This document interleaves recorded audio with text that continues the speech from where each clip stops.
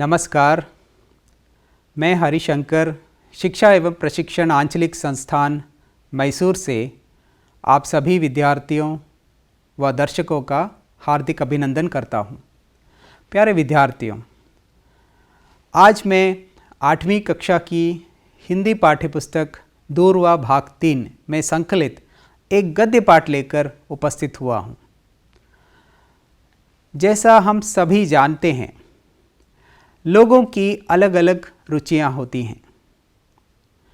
कोई फुटबॉल खेलना पसंद करता है तो कोई क्रिकेट, किसी को खाना बनाना पसंद है तो किसी को गीत गाना, किसी को चित्र बनाना पसंद है तो किसी को नृत्य करना। आप सबकी भी अलग अलग रुचि होगी। आज हम ऐसे ही एक व्यक्तित्व के बारे में पाठ पढ़ने वाले हैं, जिसका शीर्षक है बच्चों के प्रिय केशव शंकर पिल्ले। पाठ की लेखिका हैं आशा रानी वोरा। आइए पाठ का आदर्श वाचन शुरू करते हैं। 14वां पाठ, बच्चों के प्रिय केशव शंकर पिल्ले। बच्चों, तुम डाक टिकट, पुराने सिक्के आदि जमा करते हो ना?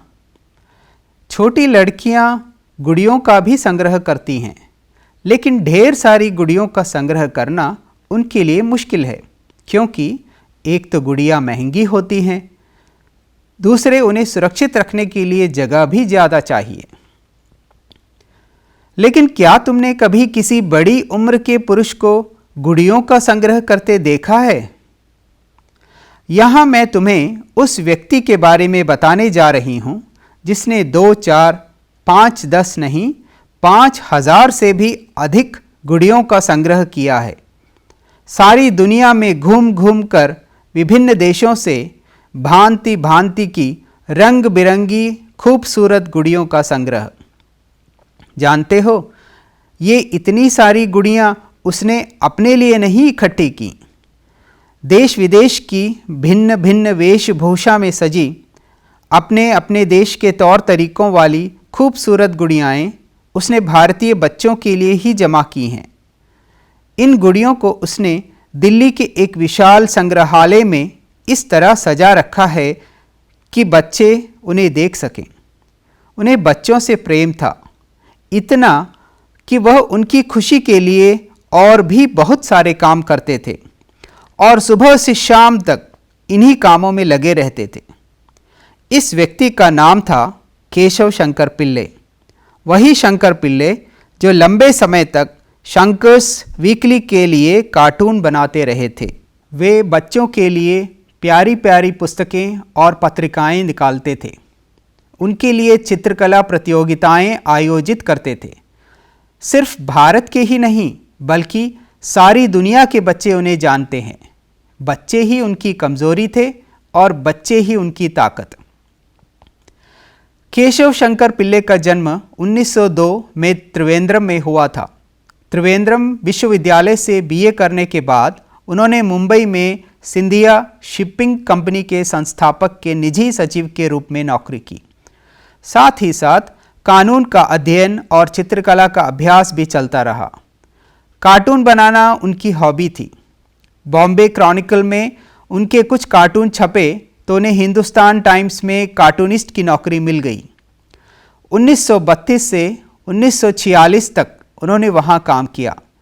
वे भारत के पहले कार्टूनिस्ट थे जिन्हें किसी पत्र ने पूरे समय के लिए नौकरी दी थी। देश विदेश की बड़ी बड़ी हस्तियों पर बनाए उनके कार्टूनों ने सभी का ध्यान अपनी ओर खींचा और शंकर पिल्ले प्रसिद्ध होते गए। प्रतिभा छुपी नहीं रह सकती, उसे प्रकट होना ही था। 1946 में वे इंडियन न्यूज़ क्रॉनिकल में चले गए, जो अब इंडियन एक्सप्रेस है। फिर शीघ्र ही उन्होंने अपनी पत्रिका शंकर्स वीकली निकालनी शुरू कर दी। यह अपने ढंग की पहली और अनूठी कार्टून पत्रिका थी। शंकर्स वीकली के बड़ा साहब और मेम साहब शीर्षक नियमित कार्टूनों में बड़े लोगों की खोखली दुनिया पर हास्य व्यंग्य को बहुत पसंद किया गया। लगभग 25 साल पहले इन बड़े लोगों को इनके हाल पर छोड़ शंकर बच्चों की ओर झुक गए। उन्हें लगा ये सुंदर प्यारे प्यारे भोले भाले बच्चे कितने उपेक्षित हैं, क्यों ना इनके लिए, इनकी खुशी के लिए ही काम किया जाए। कलाकार तो भावुक होते ही हैं। बच्चों के प्रति उनके मन में जो प्रेम उमड़ा तो वे उन्हीं के ख्यालों में डूबते चले गए। उन्होंने पहली बार शंकर्स वीकली द्वारा 1948 में बाल चित्रकला प्रतियोगिता का विचार लोगों के सामने रखा। विचार नया था, बच्चों के हित का, इसलिए लोगों ने उसे बहुत पसंद किया। उस समय देश के प्रधानमंत्री और बच्चों के प्यारे चाचा नेहरू को भी यह विचार अच्छा लगा। 1949 में पहली अंतर्राष्ट्रीय बाल चित्रकला प्रतियोगिता हुई। 1950 में शंकर्स वीकली के बाल विशेषांक में श्री नेहरू ने लिखा था, अनेक देशों के बच्चों की यह फौज अलग अलग भाषा वेशभूषा में होकर भी एक जैसी ही है। कई देशों के बच्चों को इकट्ठा कर दो, वे या तो खेलेंगे या लड़ेंगे, और यह लड़ाई भी खेल जैसी ही होगी। वे रंग, भाषा या जाति पर कभी नहीं लड़ेंगे। शंकर पिल्ले का उद्देश्य भी यही था, संसार भर के बच्चों को निकट लाना। इसके बाद हर वर्ष शंकर्स वीकली के बाल विशेषांक निकलते रहे। हर वर्ष यह प्रतियोगिता होती रही और उसमें भाग लेने वाले बच्चों की संख्या भी बढ़ती रही। शंकर चित्रकला प्रतियोगिता में भाग लेने के लिए 2.5 साल से 16 साल के बच्चे भारत के स्कूलों में तैयारी करते रहते हैं। भारत के बाहर भी लगभग 100 देशों के बच्चे हर वर्ष इस अंतर्राष्ट्रीय बाल चित्रकला प्रतियोगिता में भाग लेते हैं। सन 1970 में 103 देशों से कुल 1,90,000 बच्चों ने इस प्रतियोगिता में भाग लिया था और 18 देशों के 22 बच्चों ने नेहरू स्वर्ण पदक जीता था। कुल 482 पुरस्कार दिए गए थे, जिनमें से 50 पुरस्कार लेखन के लिए और शेष चित्रकला के लिए थे।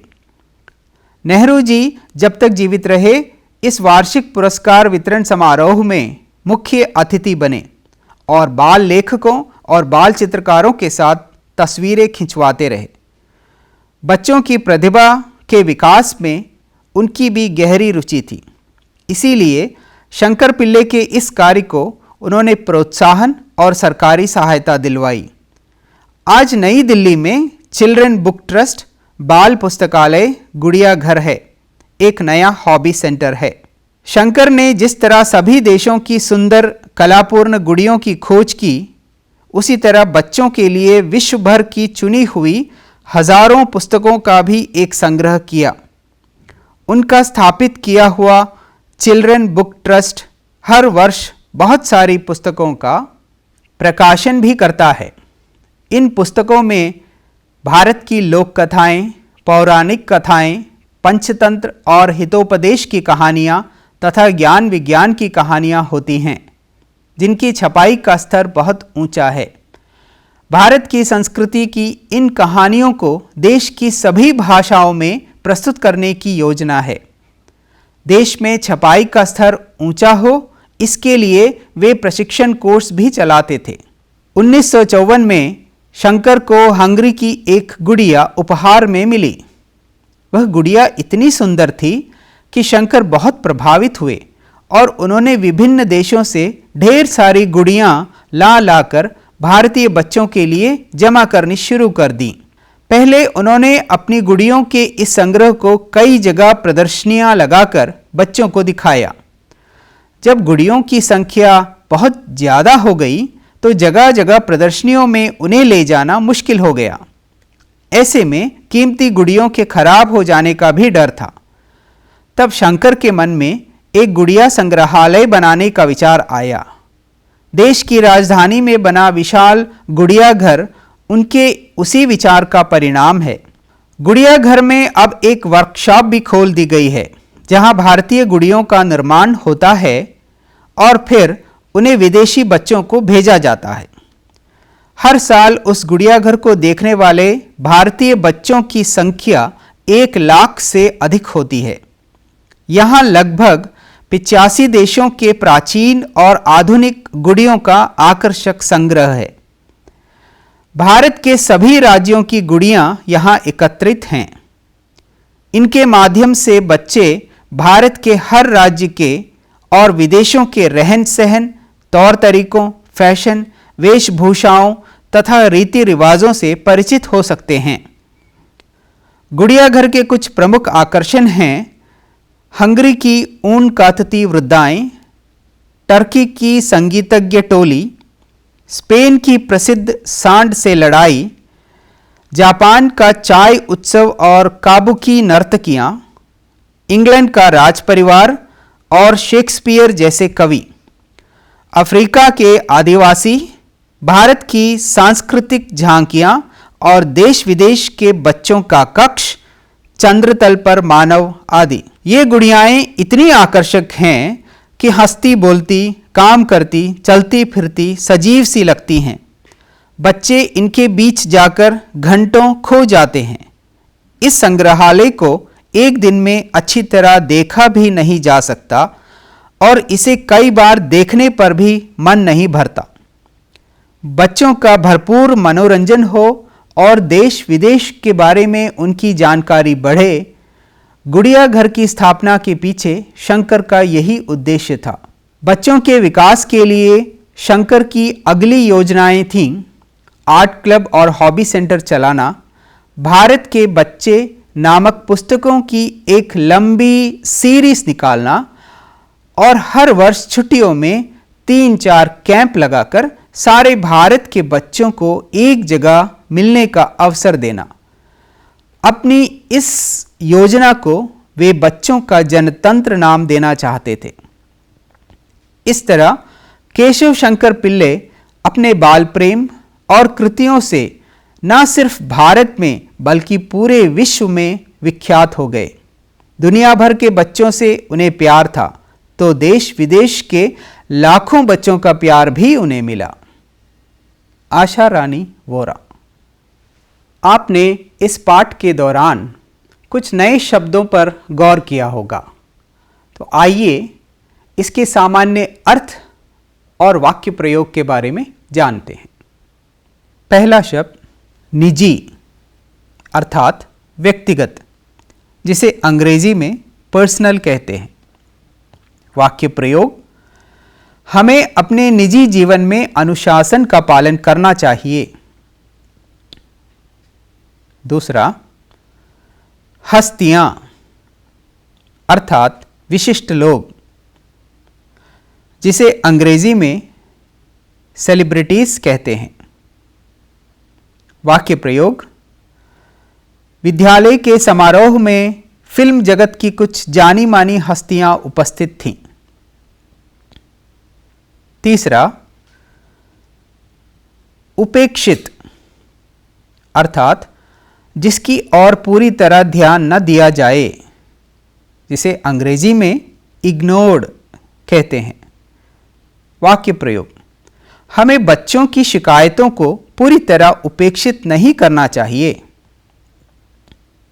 चौथा, अंतर्राष्ट्रीय अर्थात विभिन्न राष्ट्रों के बीच, जिसे अंग्रेजी में इंटरनेशनल कहते हैं। वाक्य प्रयोग: अंतर्राष्ट्रीय खेलों में भारत ने अपना नाम ऊंचा कर लिया है। पांचवां, कलापूर्ण अर्थात कला से युक्त, जिसे अंग्रेजी में आर्टिस्टिक कहते हैं। वाक्य प्रयोग: बच्चे कलापूर्ण बैग लेकर स्कूल जाना पसंद करते हैं।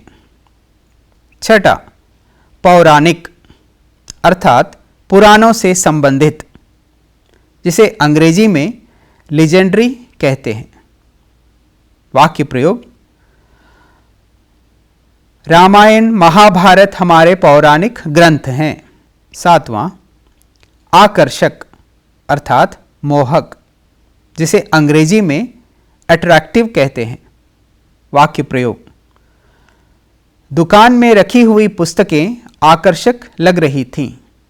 8वां, एकत्रित अर्थात जमा की हुई, जिसे अंग्रेजी में कलेक्टेड कहते हैं। वाक्य प्रयोग, बाढ़ में फंसे हुए लोगों की सहायता के लिए पुराने वस्त्र एकत्रित किए गए। 9वां, माध्यम अर्थात के द्वारा, जिसे अंग्रेजी में मीडियम कहते हैं।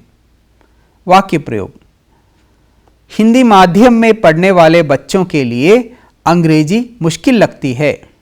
10वां, कृतियां अर्थात रचनाएं, जिसे अंग्रेजी में क्रिएशन कहते हैं। वाक्य प्रयोग, तुलसीदास की कृतियां विश्व भर में लोगों के दिल में बसते हैं। 11वां, संग्रहालय अर्थात वह स्थान जहां कई वस्तुएं इकट्ठी करके रखी जाती हैं, जिसे अंग्रेजी में म्यूजियम कहते हैं। वाक्य प्रयोग, संग्रहालय में देश विदेश की विशेष वस्तुएं एक साथ देखने को मिल जाती हैं।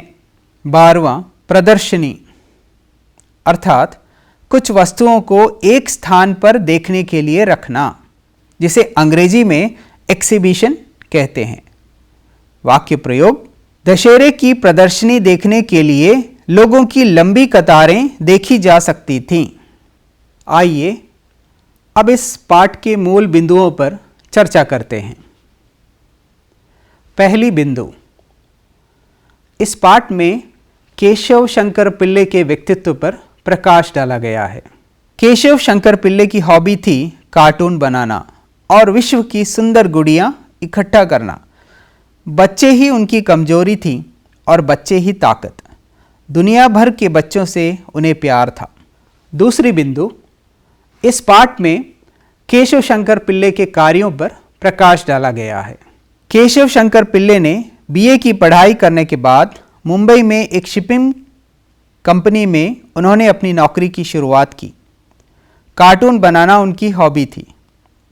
हिंदुस्तान टाइम्स में कार्टूनिस्ट के रूप में काम किया, फिर इंडियन न्यूज़ क्रॉनिकल में चले गए, जो अब इंडियन एक्सप्रेस है। उन्होंने अपनी पत्रिका शंकर्स वीकली निकाली। यह अपने ढंग की पहली और अनूठी कार्टून पत्रिका थी। बड़ा साहब और मेम साहब शीर्षक नियमित कार्टूनों में बड़े लोगों की खोखली दुनिया पर हास्य व्यंग करते थे, जिसे लोगों ने बहुत पसंद किया। उन्होंने शंकर्स वीकली के द्वारा 1949 में पहली अंतर्राष्ट्रीय बाल चित्रकला प्रतियोगिता का आयोजन किया। 1970 में 103 देशों से कुल 1,90,000 बच्चों ने इस प्रतियोगिता में भाग लिया था और 18 देशों के 22 बच्चों ने नेहरू स्वर्ण पदक जीता था। उस समय देश के प्रधानमंत्री और बच्चों के प्यारे चाचा नेहरू जब तक जीवित रहे, इस वार्षिक पुरस्कार वितरण समारोह में मुख्य अतिथि बने और बाल लेखकों और बाल चित्रकारों के साथ तस्वीरें खिंचवाते रहे। उन्होंने केशव शंकर पिल्ले को प्रोत्साहन और सरकारी सहायता दिलवाई।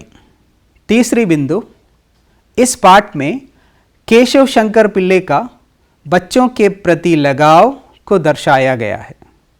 केशव शंकर पिल्ले ने बच्चों के लिए विश्व भर की चुनी हुई हजारों पुस्तकों का संग्रह किया।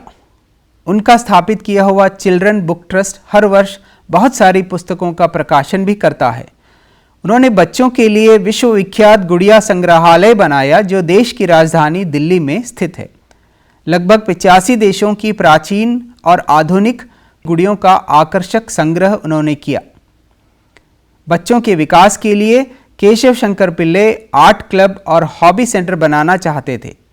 भारत के बच्चे नामक पुस्तकों के एक लंबी सीरीज निकालना और हर वर्ष छुट्टियों में 3-4 कैंप लगाकर सारे भारत के बच्चों को एक जगह मिलने का अवसर देना चाहते थे। अपनी इस योजना को वे बच्चों का जनतंत्र नाम देना चाहते थे। विद्यार्थियों, अब हम इस पाठ में प्रयुक्त व्याकरणिक बिंदु पर चर्चा करते हैं। आइए इन 2 वाक्यों को देखिए।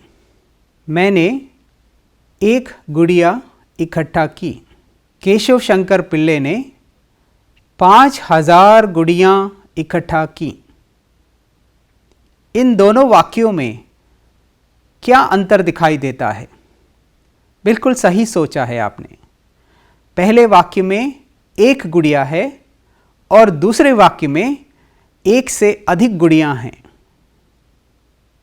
संज्ञा के जिस रूप से किसी व्यक्ति वस्तु के एक से अधिक होने का या एक होने का पता चले उसे वचन कहते हैं। अर्थात संज्ञा के जिस रूप से संख्या का बोध हो उसे वचन कहते हैं। वचन के दो प्रकार हैं, एक वचन केवल एक, बहुवचन अनेक।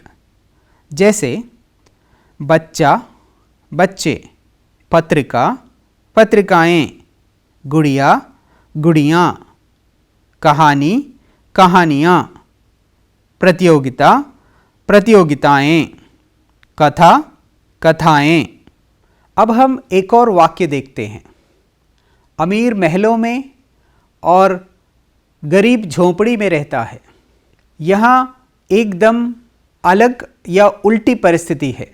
जब किसी शब्द का विपरीत अर्थ दिया जाता है उस शब्द को विलोम शब्द कहते हैं। अर्थात एक दूसरे के विपरीत या उल्टा अर्थ देने वाले शब्दों को विलोम शब्द कहते हैं। इसे विपरीतार्थक शब्द भी कहते हैं। जैसे पुराना नया, मुश्किल आसान, महंगी सस्ती, सुरक्षित असुरक्षित, सुबह शाम, हित अहित। प्रिय विद्यार्थियों, आशा करते हैं कि आपको ये पाठ पसंद आया होगा। केशव शंकर पिल्ले ने आपको प्रेरित भी किया होगा। हमने आपके लिए कुछ गतिविधियाँ लिखी हैं जिनके उत्तर आपको देने हैं। पहला, आपका सबसे पसंदीदा कार्य कौन सा है और क्यों?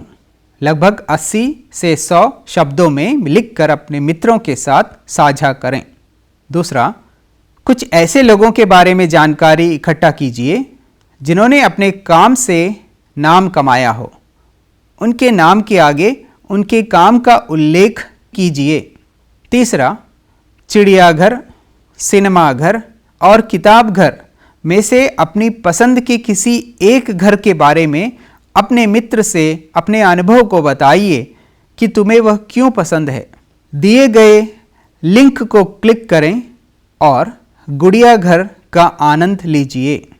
चौथा, आपके घर के आसपास बेकार या अनुपयोगी समझकर कूड़ेदान या अन्य उपयुक्त जगह पर रख या फेंक देने वाली वस्तुओं का संग्रह करने वालों को क्या परेशानियां होती होंगी? वे इन वस्तुओं का क्या करते होंगे? इस संबंध में अपने घर के बड़ों से जानकारी इकट्ठा कीजिए। आज के कार्यक्रम में बस इतना ही। फिर मिलेंगे एक नए पाठ के साथ। घर पर रहें, सुरक्षित रहें। धन्यवाद।